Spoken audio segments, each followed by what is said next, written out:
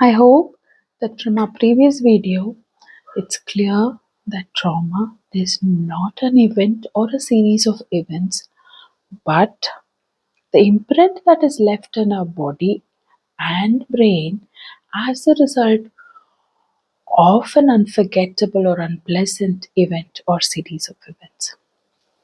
We also spoke about childhood trauma. Now, just like an ambulance siren or a burglar alarm, our body also has an alarm system. It is a tiny organ inside our brain. It is just as big as the tip of our thumb or even the size of an almond. Now, the Greek word for almond is amygdalos, and this organ is named after it. This is amygdala. The duty of amygdala is to detect danger and inform the body. Now, if the danger is natural, the amygdala is incredibly useful. It sends a signal immediately to the body and the body takes action accordingly. But imagine a child who is constantly threatened, bullied, ignored, abused, compared, yelled to in their homes, their neighborhood, schools, amongst friends, whatsoever. This child's brain constantly feels unsafe. They detect danger in every person and every situation they come across. Even the smallest things get very sensitive to them. Now, the amygdala, which should be naturally detecting dangers, starts scanning danger in every situation. The amygdala becomes overactive. What happens when this child turns into an adult? In a child, the nervous system is just developing, and the nervous system looks for repeated patterns. When the child has grown up with the constant belief that this world is unsafe, it is not safe for me, it is a scary world, it is a bad world, this is sent across the whole system, and the nervous system gets the body into a survival mode. Now, the adult is not weak, but since the body and the brain has been in survival mode for so many years, it constantly scans for danger in everything and everyone. You might find people getting anxious at the slightest things. Their eyes get filled for no reason.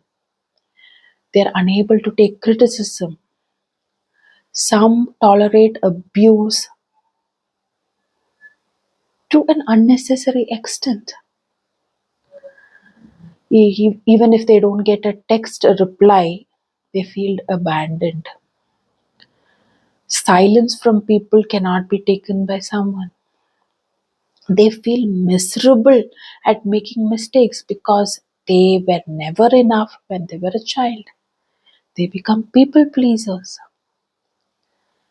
This is not because they are weak adults.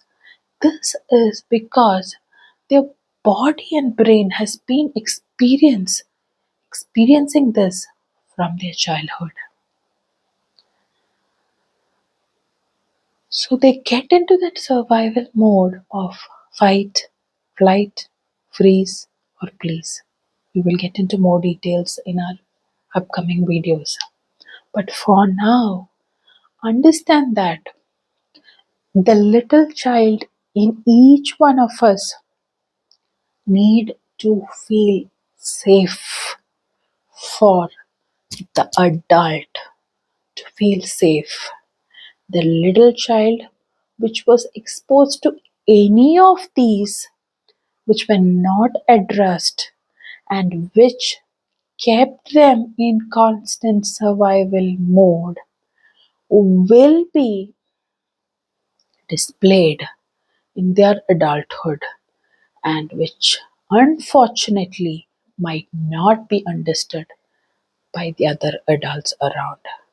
So it's very important for us to understand this, to keep the children at our homes safe, to keep them away from all of these, to help them grow up into adults who feel safe, and to heal that little child inside us who is constantly in that fear mode. And this is why terms like inner child healing, healing your parent, etc., is very relevant in today's world. If any of you need help on it, I'm here. But if these videos are useful for you and you don't need to go in depth, I'm good.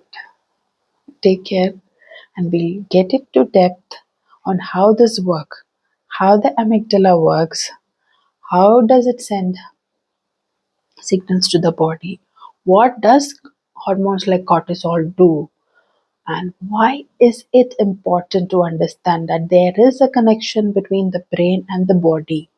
And that is why, when you get anxious or tensed or sad, our body responds, our heart beats go fast, the muscles stiffen. There is a link between the brain and the body, and it all starts when you were that little innocent child. So, this is not silly, and hope all of us try to help the little child inside us as well as the other children at home. Take care.